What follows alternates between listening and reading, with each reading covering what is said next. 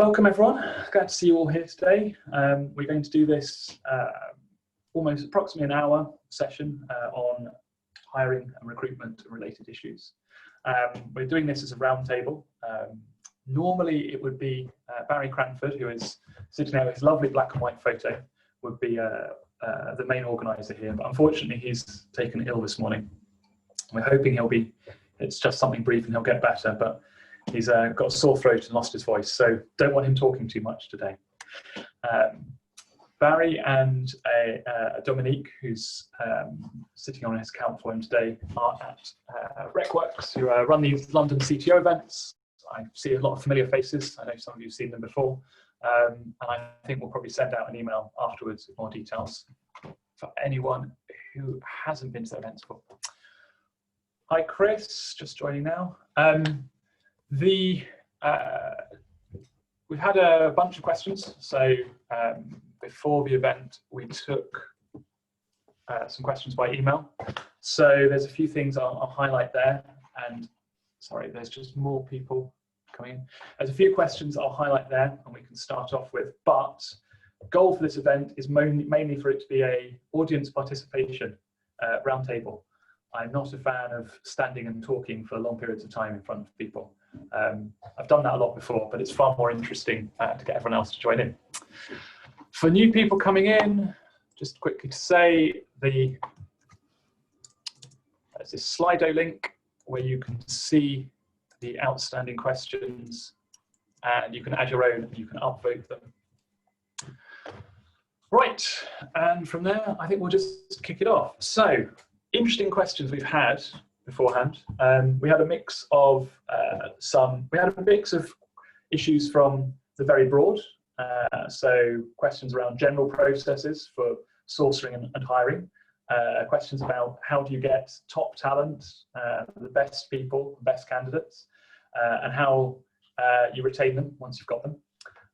Through some more general problems like the topic of technical evaluation, or a topic of specifically recruiting managers and leaders, or the very popular topic in the last 6 months or so, which is diversity and inclusivity.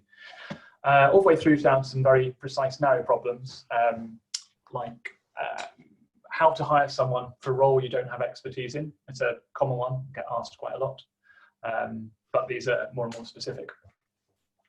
So, does anyone have any burning questions or topics they'd like to start on?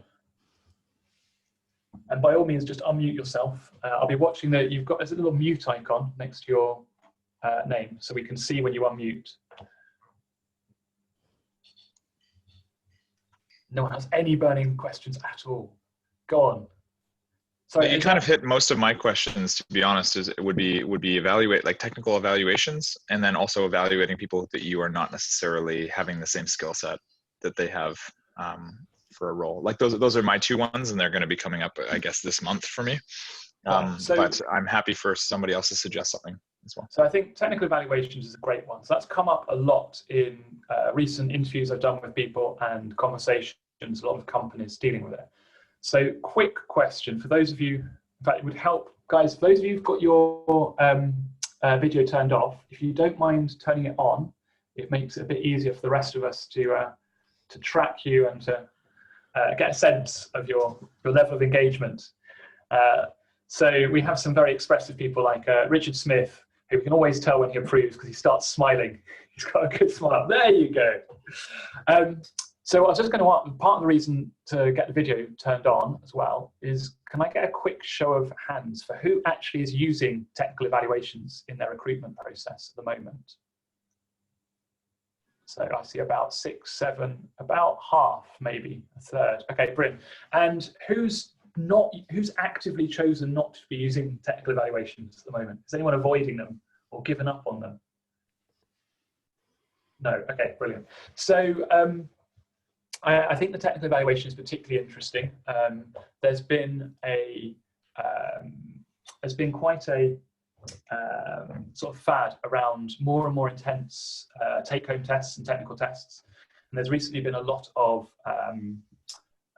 kickback, a lot of pushback against technical tests and take-home tests, especially in the last 6 months or so. And of course, all this intersects with COVID and the pandemic, which has caused a lot of people to have to rethink how they're actually doing the tech tests. So the main issues I've seen, I'm well known for hating take-home tests in particular. My phrase is, I love them, I want everyone to keep doing them, everyone else to keep doing them, because it drives all the best candidates away from you and sends all the best candidates to us. I had someone last year who, before we'd even formally interviewed them, it was still in the phone screen. They asked about tech tests, and I said, we don't have a take-home test. And their reaction was immediately, okay, yes, I would love to know more about this job. So specifically, just knowing there was going to be no take-home test was a big plus for them. We have go for it. Yep, we have a lot of experience in what not to do and what to do. So I run a company with development in Lisbon, Kiev, Skopje, and Malaysia, and we've about 450 tech people. We hire 20 a month. 20 a day. No, 20 a day, 20 a month. About 20 a month is our hiring, and we've been through take-home tests. I mean, basically, giving somebody a code test to go home and do and come back with is a very bad. It does not give very good. Doesn't correlate very well with their performance afterwards. Exactly. For several reasons, it's very much like a sniper. If they have experience in that exact problem, they will solve it very well. If they don't, they won't. And it doesn't say how good they are. It just says whether they have experience in that exact problem you're giving them.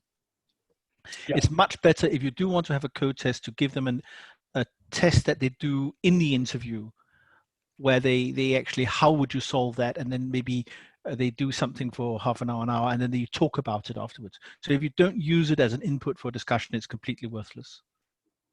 And also it scares away the good candidates. So if you have too many steps in your technical evaluation, the really good candidates you want will not proceed. So the recurring thing I've seen as well is that tech tests have a really good, they're very valuable, but they're also very expensive in time, both for the candidates and for you as the reviewers and the interviewers. Now, the problem that most companies get is they don't think through why they've got a tech test. And if you haven't planned that out properly, you don't understand why it's there, you can't really use it effectively. When I was in the games industry, we used to use tech tests that were literally, please write a for loop that runs 5 times. That was it. Because one of the problems we had was we had a lot of people who desperately wanted to work in computer games, had zero experience or any background or hadn't done any research at all. And we got flooded with applications for game programmer jobs. And so just asking people to write a for loop, which took 5-10 seconds, half a minute perhaps, but you can immediately tell if someone has literally zero programming experience and has lied on their resume. On the other end of the scale, when I worked in a robotics company, we needed people who were able to code fluently across C++, assembly, and into Python. And finding people who are comfortable in all 3 of those areas and jumping back and forward between them was such a big problem that we used code tests aggressively to find people who could show us they could write code in all 3 of them. So those code tests took hours. But the recurring problems you get are that people tend to then bring these in, often for a good reason, and then just keep the code test and keep adapting it over time without ever questioning why they still have it. Now, what was it, Mark? Mark, your comment about doing tests on site as well. Had a lot of people come to me recently saying, within the interview, asking how they can get that to work, because you have problems with doing that remotely. You can do it remotely, but people then tend to fall back on all sorts of random things like whiteboards or trying to do it verbally, and how you can get the depth of evaluation without having a formal test or something equal. The main thing that I've found successful has been to ask people to bring their own code, and if they don't have it, we would normally give them some of our code. it's our code. We can pick something as difficult or as easy as we want from our own code base. Sometimes we've picked things pre-refactoring when they're a horrible mess. For instance, when hiring a senior engineer. So we want to give them something ugly, something difficult, and see how they deal with it. Other times we've given them stuff post-refactoring, more appropriate for a junior engineer, but we want to give them the nicer version of our code base. But it gives us something that we can get them to talk through. They can't cheat. It's not something they can prepare for in advance. It's not something they can pay someone else to do the test for them, which unfortunately is very common these days. And it's something where we know all the background details, and we can see a lot about how the person thinks and reacts and how they plan, because we know that code base inside out. Whereas even if it's a tech test, you don't really know how people are going to react to it or what they're bringing to it. Sorry, that was a lot longer than I expected to say on that. Please, other people, questions or remarks? Happy things you like or don't like about your code tests and your tech evaluations? Can I jump in? Just picking up on a comment by Claudio. Apologies if I've mispronounced that.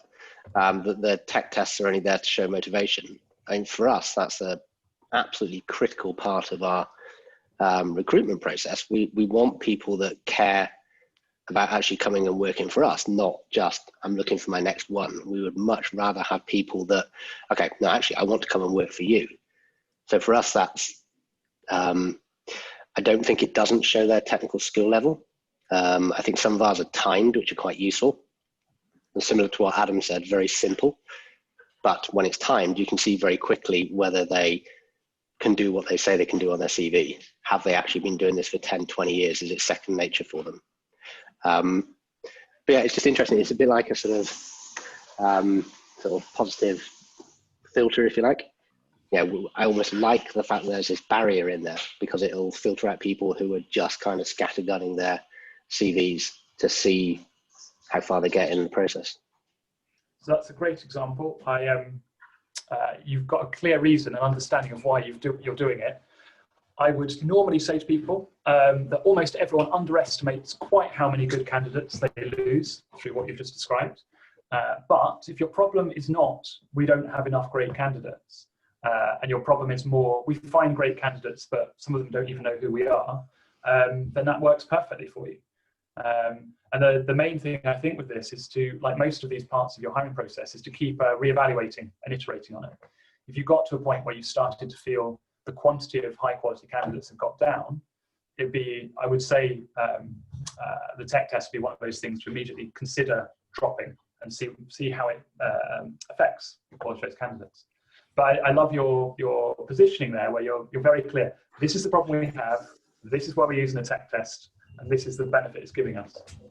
If you allow me just to share the vision that why I wrote that comment, because you literally need to understand what kind of text you are applying, because sometimes companies are not reasonable, and being reasonable is assessing someone that has 10, 15 years of experience for a really, a really awkward test, because the people feel that they are just coming from university now.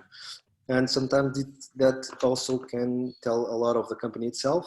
I don't believe that it's what's happening currently. What happens currently is that the challenges are too big, the take home are too big. And for a senior person that wants to stand with his own family, having a 5 to 10 days exercise, it's definitely not a good recruitment experience.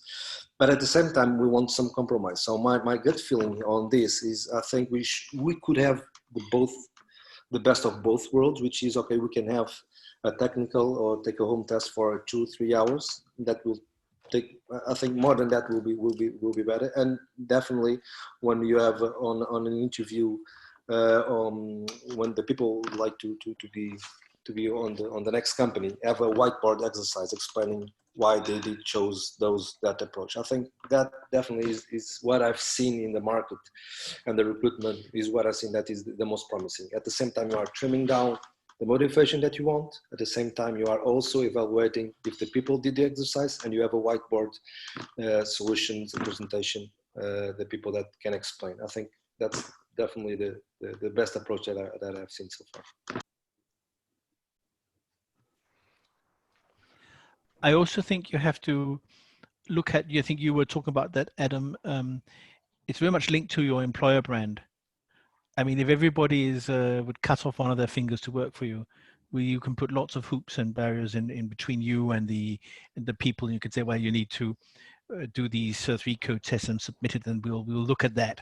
But if you are unknown, especially maybe also if you're hiring, I mean, all our hires nearly is always done remotely. So we hire in Malaysia for people all over the world to come to Malaysia. We hire in Lisbon or Kiev. So a lot of it is done remotely. And so if your employer brand is not absolutely fantastic, then people are not going to do a 2-day code test. If they are the best Python developer in East London, are they going to do a 2-day code test for a company they're not dreaming of joining? And if you want that best Python developer, it's better to you find them and sell the position rather than to put lots of hoops, because you're just ending up with the 2nd grade candidates. So I just want to, and also, sorry, and also really depends on each stage of the recruitment process you want to have that technical assessment. For instance, I see quite often people just applying with their own CVs and companies replying back, okay, really good, I really like and appreciate your CV, can you just do the test? And it's an awful experience. I don't know any software developer that would like to do a Codility just before even speak the first talk with the company itself or with the recruiter or the hiring manager. I don't think that is a really good experience at all. So, and it really depends on which stage of the process you are on the technical assessment itself. And you can have multiple tech tests within your process at different stages. So for instance, when we used to have the very, very simple 5-second tech test, we also had a more detailed one later on, which was testing something completely different. And again, I think a lot of companies do an all or nothing. They try to have one tech test, and because it's got to achieve everything from basic filtering through to finding out your advanced skills, it becomes too much and too soon. I just want to touch on something quickly there. Sorry, is your name has come up as Corley?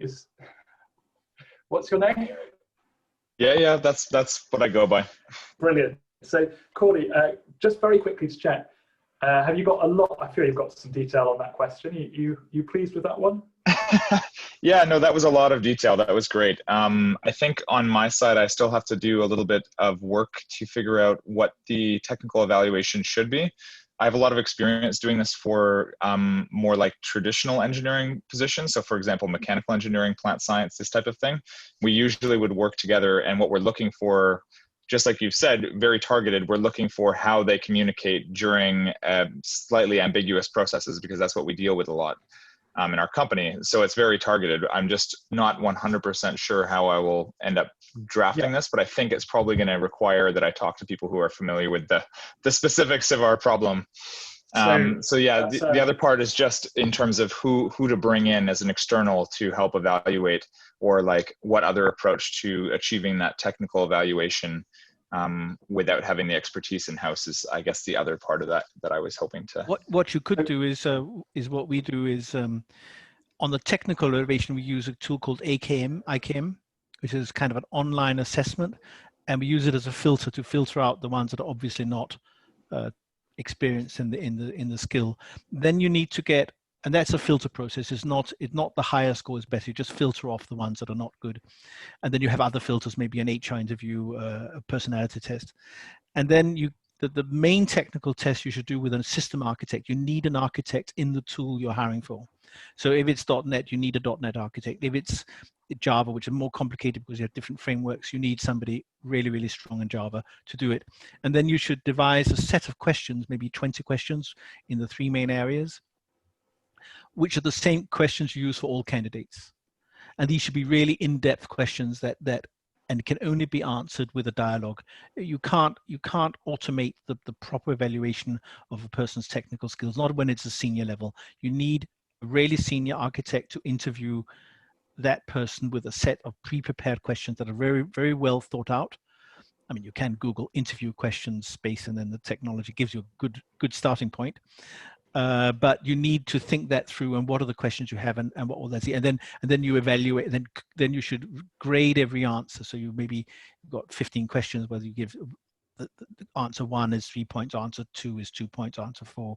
So the different questions have different gradings, and then you get an idea. You can also kind of group them. If it's a .NET, you have something in the different areas like database design, the .NET framework, object-oriented design, and you see what are their strong points, what are their weak points. Is a front-end position, back-end, are they full stack?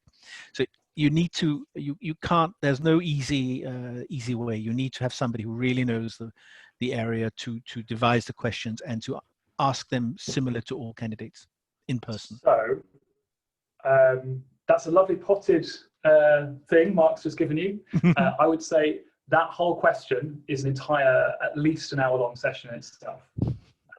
Yeah. And I think at this point, we've got 2 particular directions I think would be interesting to go in with the conversation. See what you guys would prefer. One is to talk more about, in particular, the practical problem when what Mark says is not always possible. How do you hire someone for a role you don't have expertise in, which should never happen, but it does. It happens very frequently. Or the other interesting direction I think that's just come up is hiring top talent and some of the hidden problems that happen there. So we've just touched upon, a few people have mentioned, like top engineers, top candidates will not apply for certain jobs or will not go through certain jobs. And there's a very interesting problem there, which is that when I ask companies, how many great candidates have you lost? They normally can't answer because they've never tracked it. And it's an invisible piece of data, because unless you actively track it, you don't find out that they're not applying to you. So any preferences in which direction? Like just to frame that really quickly, I know there have been a few sessions so far on top candidates, but what to you, what does that actually specifically mean when it comes to somebody doing software development? I think for a simple shorthand, I would just take the who are the candidates who will have the greatest positive impact in the role you're putting them into. So if you take an average performer in that role and they're 1x, who are the candidates who would give you 1.5x or 2x in the same role at the same level of supposed ability and experience, which often comes down to the questions like how much do they enjoy the company, the role, how well do they fit in the culture, plus how appropriate is their background experience on. It's not generally one thing, it's a complex set of things. But I think that's and they get referred to as superstars or 10x developers for the very best, etc. But I think when we're talking about the top candidates, that generally that's what we're going to be talking about, is the ones who have higher productivity within the same role than other people you could have hired who were on paper good enough. So who would like to focus on the difficulties of hiring the top talent, the really brilliant people who you don't necessarily see? Let's have fat hands for that. We've got 1, 2, 3. Right, hands down. And who would like to talk about hiring someone for a role you don't have expertise in? 1, 2, 3, 4, 5, 6, 7. Right, okay, there we go. I'm sorry, guys, that's going to be the new topic. This is a democracy, sort of.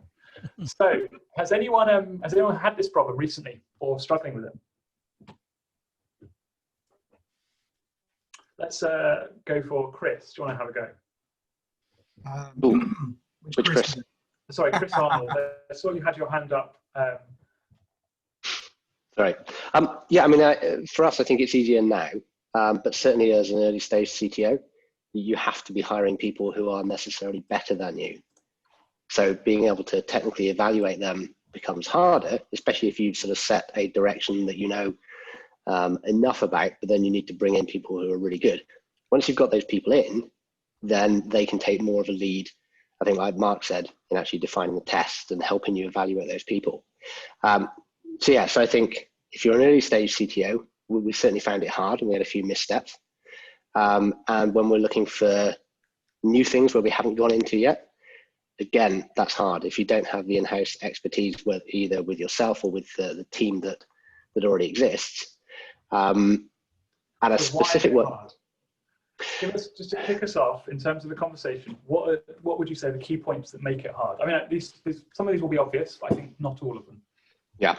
So I think it's one of the ones is hard. One of the things that's hard is even having those conversations. So if we're not talking about technical test, but if you sit a seasoned Angular dev with a candidate, they'll be able to talk to them and they'll be able to pick up the nuances that let them understand whether they actually know what they're talking about. Have they actually done this thing? Have they actually used this framework? Did they understand that that's a problem? Do they jump straight to that thing that the community is already talking about? So it's that sort of depth of knowledge that even just in conversations with them can help them assess and go, yeah, they don't really know what they're talking about, or they've read the books, but they haven't actually done it yet. Cool. Has anyone else had specific, or recent experience with these problems? So I have here. Your name. Yeah, go. Yeah, Abdelatif. Well, sorry to intervene in counter-stream, but when I was hiring, generally, it's important to have the technical expertise, but sometimes you have to look also for the potential of people. So generally, I look for the mixed. Sometimes I can discard one candidate who is very expert in one area because he has already got experience in it, it's on his CV, etc. In favor of another one who I feel that has some potential. I feel that has something more, and he can learn, he can develop. And this development ability to develop, to grow, is very important. I know that when we hire people that have to do one specific task, develop one thing, it's okay, but sometimes technology is evolving and also ideas within the company evolves, and this ability to adapt and to grow is very important. So this sometimes can solve this problem of hiring someone who you would like to be more expert than you, otherwise you will not hire it. So for me, these hidden capabilities, or this is sometimes more important than being knowing one thing to do and doing only these things. So this is my point here. No, I think that's a very good one. Certainly for me, that's been one of my primary ways to cope with this problem, is to focus. It's something I focus on in most roles, in many roles anyway, but especially for these ones where we don't have the expertise, is to prioritize hiring people for their enthusiasm rather than for their proven skill set. And capability to learn. If they show that this is more important than having already the expertise. So the question I often get asked is, yes, but how do you avoid hiring someone who really wishes they could do the job but has no skill or talent whatsoever? And that's the point where I think your interviewing becomes critical, but it gives you a very strong focus for those interviews. So for instance, I hired someone like this many years ago who, it was a disastrous interview. She had no prior experience in programming. She was a career changer, but she'd done a diploma. She ended up coming up, I think she was 2 hours late for the interview because she got lost en route.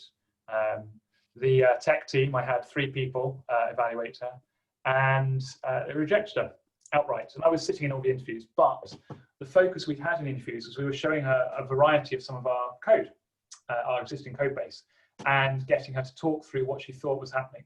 And then we posed some of the problems we'd hit and talked through how her approach would have been.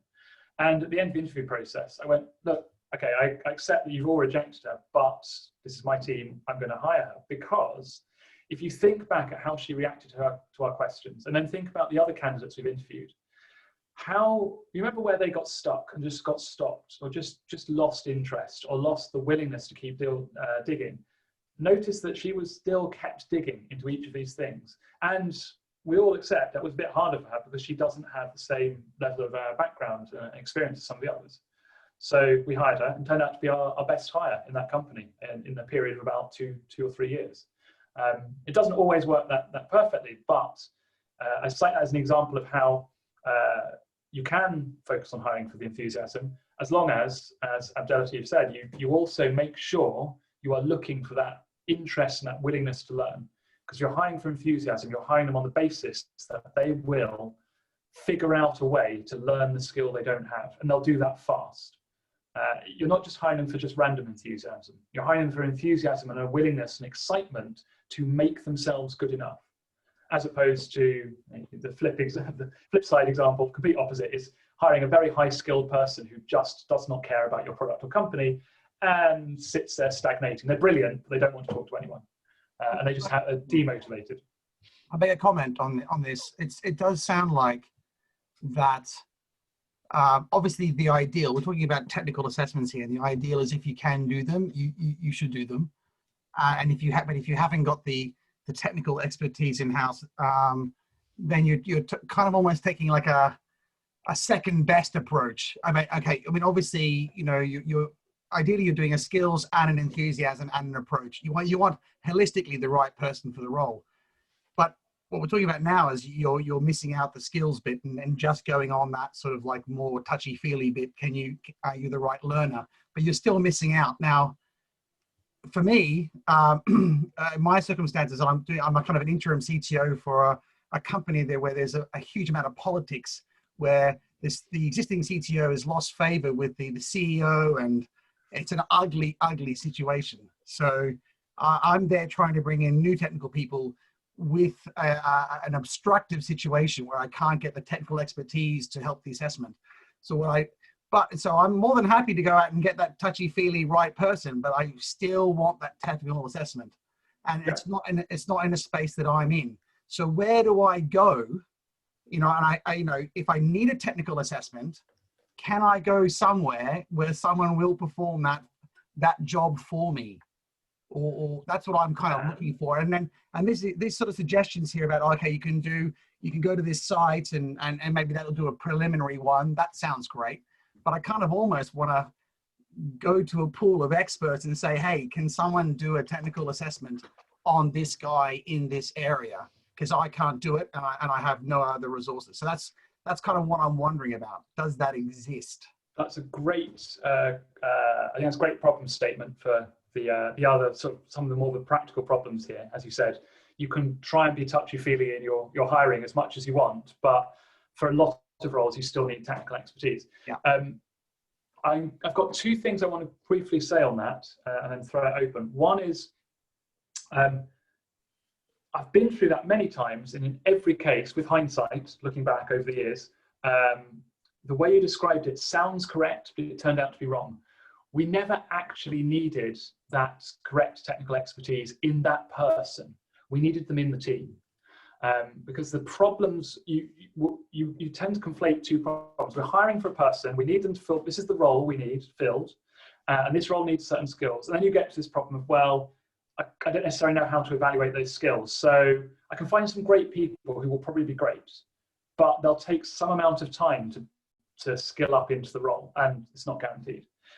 And if that's all that were happening, you would just be fine with that. In reality, what normally happens is you also have a delivery schedule. You've got something you have to launch or maintain. And that cannot wait. That can't sit there waiting for someone to spend a few months coming up to speed or skilling up, or even 6 months if you hired someone who turned out to be very junior and struggling with it. And but that's great, because those are actually two separate problems. So the thing that I ended up doing a lot over the years was simultaneously, in those cases, hiring your ongoing investment, the person you're investing in who you think is going to grow into the role. And on the other hand, I think you know what's coming up, contractors as targeted, very short term, because I would never hire a contractor unless I was 100% convinced they will come in and in the first hour, they've already produced valuable productivity. That's partly why you pay them such a high day rate, is they should be able to come and do that. You have to evaluate the contractor as well. Yep. As was put to me recently, I can't remember who said it. If it was any of you, please take credit for it. The beauty of hiring a contractor who you're not entirely sure if they live up to their reputation. Of course, you can check their reputation. It should be very easy. It should be very able to give you former clients who can talk of their praises, because they're normally on shorter term things. They normally have multiple clients you can speak to. But the other thing is, you can fire them within an hour or within a day, and that's normally absolutely fine. The person who put it to me said, look, it's very comfortable that they're there for one day and they're gone. So Richard, were you taking credit for that one? I think it was me. I think I said that. There you go. I'm a contractor, by the way, so I'm allowed to say it, so it's all good. So I think that's a very big part of that, is that you are a contractor is a very different weapon for sort of tool for solving a problem than a permanent employee. And a lot of the time we kind of merge them together and blur the lines a lot. And that's okay, and it's fine in a lot of situations. But it means that we tend to forget how different they really are, and that they work differently, they come with different expectations, but as per Richard's thing, you can treat them differently. If you brought in so the other part I was going to say is probation periods are not used anywhere near often enough, are not used aggressively enough. The point of a probation period is to allow someone to have the opportunity to grow like this, and if they can't or they don't, you move them out relatively quickly, which is fine. And you can do things like have a 2-week probationary period. You can have a 2-week that becomes a 2-month, that becomes a 6-month. You don't have to have a single probationary period, but you allow someone to grow into the role and show you that they can move at the speed you need them to. But the problem with that, sorry. Yeah, I mean, if you're looking for senior people, probation periods, you're trying to get them away from the best job in their life. They're already there, and you come over here, but we were going to put you on this probation period. We want to kick you out with a day's notice. They're going to think, oh, why am I going to do that? So one of the things we do is we actually post the job ads. We never ever hire from the postings. I don't hope anybody is. But we get all the junior candidates in, and we get them into the Zoom room, and say, okay, so who's in your Scrum team? Who do you work with? And this I work with this person, who's the Scrum Master. What about the other Scrum team? And they talk about that Scrum team. And then the recruiter's going to say, okay, so who's a go-to person when you have a really difficult technical question? Who would you ask as your kind of mentor for that? Oh, that would be Tim Wireless. You wouldn't happen to have Tim's mobile number and Alice's email, and they'll come with it, and then you get that, and then you call. Especially if you get more people from the same company that all say Tim and Alice are the people, well, then they are. And so there's ways of getting social proof from. Another way is to go to a blog. Let's say it's Python. You go to a really in-depth Python blog, and then you can see who's answering the questions with authority. So answering questions, and people are saying, "Oh, that was a damn good answer there." And they're thanking for the questions. Well, then you contact that person and say, "Look, I have a position for you," and it's. Are you doing this for permanent or for contractors? Just we never hire contractors, because we build technical organizations for other companies, and contractors just don't fit that role. No, we only do that for difficult hires, and it's very expensive. We spend 1 man month for every hire. So our one recruiter, one person, it takes 1 month. So it's a lot of work to get top talent. Top talent doesn't drop into your inbox. They have very good jobs. So the first thing to get a top talent is to talk about career alignment. So you need to say, you're doing very good job. Your employer loves you. Why will you want to move? And then it's always like, what are you doing the next 3 years? Well, I want to be a tech lead or architect, and can you do that? And if they can do that in their current employment, then you can't get them. But typically, one of the owners has that role navigated, or we were just bought by an American company, they have another direction. So there always has to be a snake in paradise to get the top talent up. But to identify them, we generally use other candidates and blogs where they post stuff, and we can see. That's to get the top talent in, because they won't actually apply themselves for the job. Yeah, if I can add something here as well. So I totally agree with Mark. Definitely top talent are, I would say 99% of the times, passive candidates. Yes. Regarding what you mentioned, Adam, about the if you have a problem, if you don't see it, how to assess, go for a contractor, and it really depends on geography. So I'm based in Portugal, I work in Portugal, and the contractors doesn't have the same sort of quality that we are expecting as in UK, for instance. So we have to do all the way around. One of the good tips that I can tell you about how can we spot good developers if you don't have the ability to assess them is go to the Git Awards. Git Awards, you can filter by your city, and you can check which one are the best. And the best is saying that is the best, is the whole community rating his answers, saying if the guy is good, if it's not good. So at least you have someone that is, you have a whole community supporting that this guy is the best guy in Lisbon, in London. That's a Git Award? Git Award. Awards. Git Awards, yeah. Yeah, so definitely, and also, why don't you try to be creative? Because the soft skills everyone could assess, I would say, at least culturally and speaking, and of course the motivation itself, but the technical is the hard part to assess. Why don't you engage with one of those top performers that are mentioned in the Git Awards and invite them to as so an external problem with that. With RGPD. The technical evaluation does not exist in a vacuum. So I have worked with some companies who've done something similar to that, and it does work, but it also has failed very badly, where the tech evaluation has been great, both positive and negative, in saying good and bad things about the person. But because the person doing the evaluation is not part of the team, they misunderstand some of what the team actually needs. So I think it can work brilliantly, but I think it's something that you have to be careful with. Definitely. Can I just quickly ask, can everyone have a quick look at the Slido polls and just check, are there any questions in there you want to upvote and make sure we cover in the last 10 minutes or so? And if there's any your burning questions we haven't answered or covered yet, please type them in now. We carry on talking, but just put some, check the things in Slido.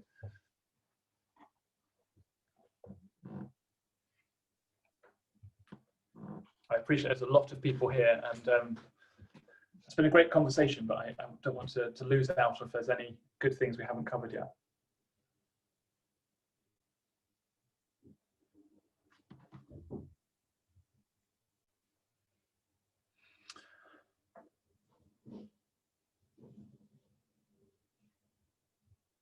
Lots of thoughtful faces.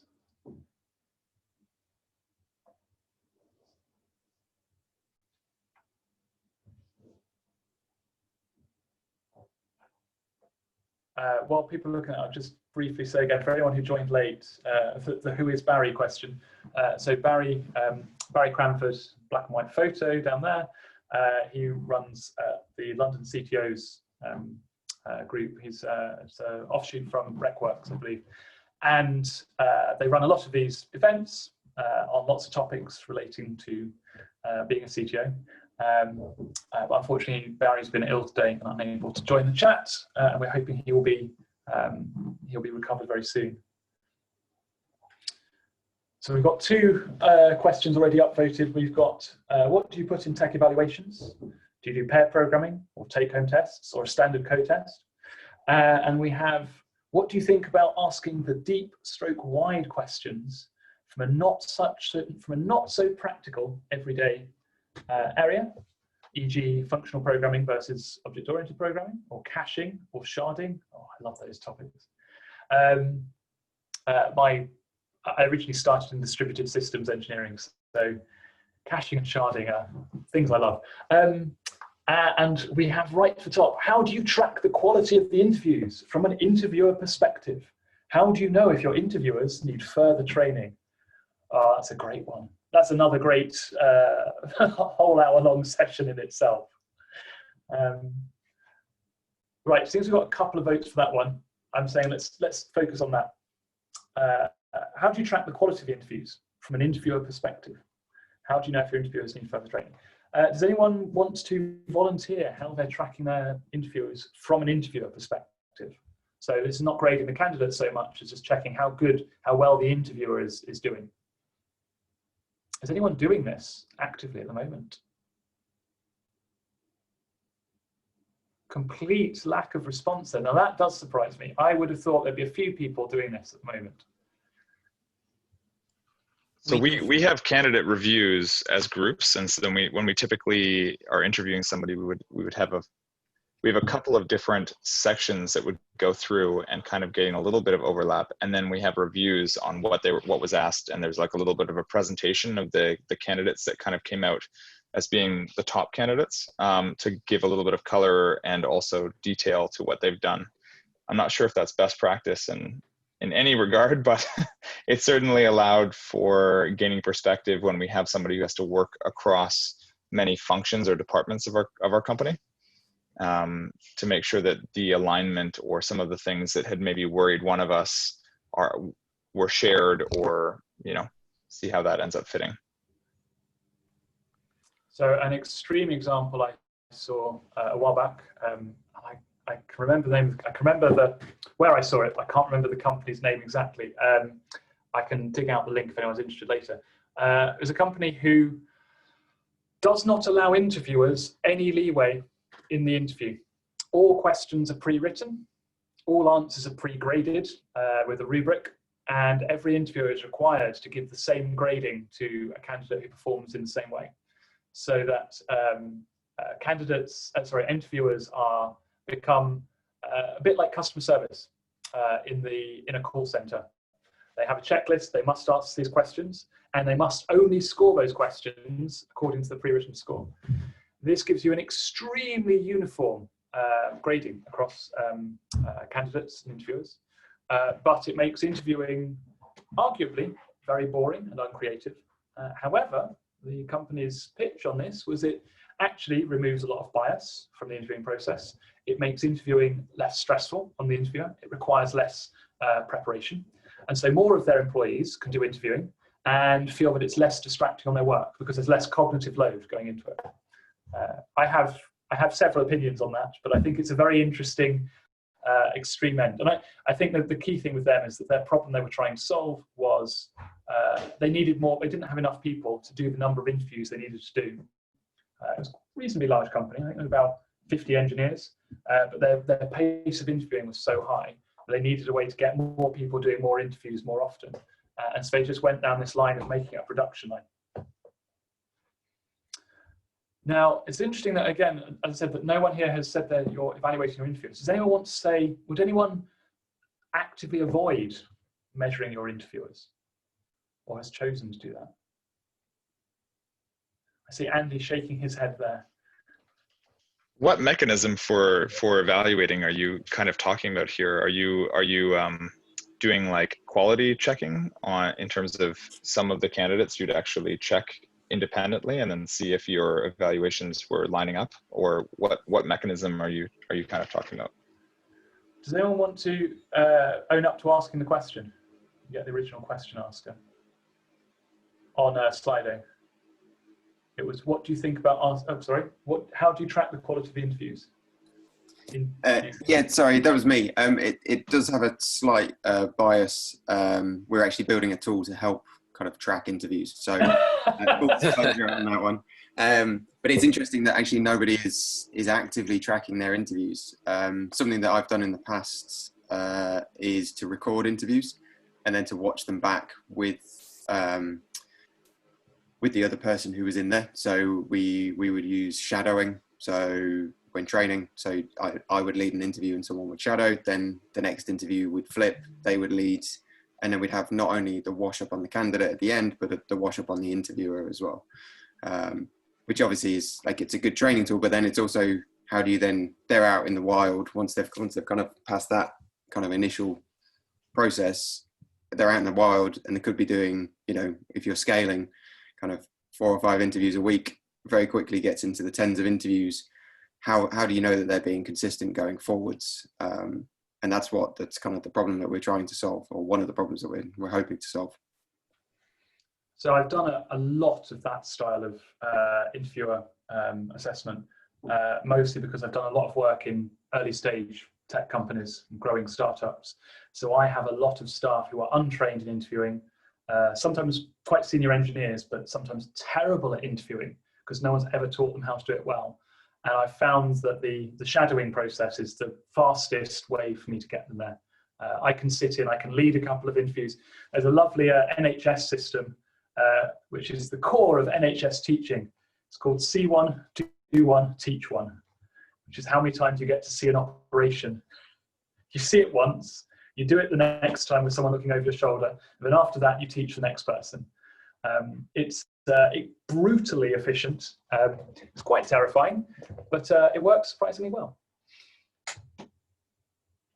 But I know there's a lot of companies who do formal assessments, so they'll have things like rubrics of did the interviewer ask the right questions? Did you ask all of them? Did you stick to the time frame, etc. The main one I think that's important in that these days is the diversity questions. So there's a lot of companies that will do tracking on, are our interviewers asking restrictive questions or illegal questions or heavily biased questions? Normally, when I've encountered those kinds of interviewers, we've yanked them out of the interview process entirely and gone, yeah, look, there's no way I'm letting you interview, even meet any candidates, and we need to help you get over some of this quickly. But I've been quite fortunate on not having any particularly bad examples of that.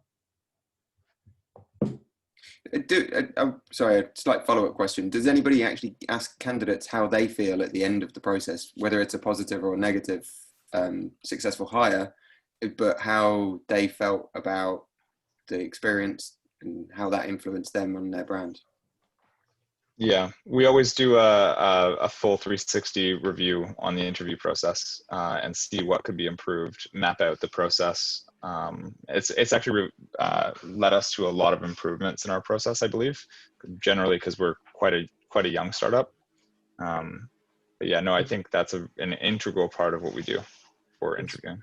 Very expensive. It's very hard to maintain long term, but I found it very useful as an intervention strategy when, for instance, the quality of candidates coming in our pipeline doesn't seem to be what it should be for the area we're hiring. So if you were hiring front-end developers now, I would expect to get great quality candidates and a really smooth spectrum of them, from great to terrible and hugely experienced to relatively inexperienced. If I were hiring Elixir candidates now, I'd expect it to be a very narrow range because it's a lot more niche. But if I get a narrow range or a bitty range of front-end engineers, one of the places we focus is the exit interviews, because it normally throws up something obvious we're being oblivious about it. It's been a very fast way. It's expensive, but if you're using it as an intervention, when you get problems like that, it's a very fast way to find them.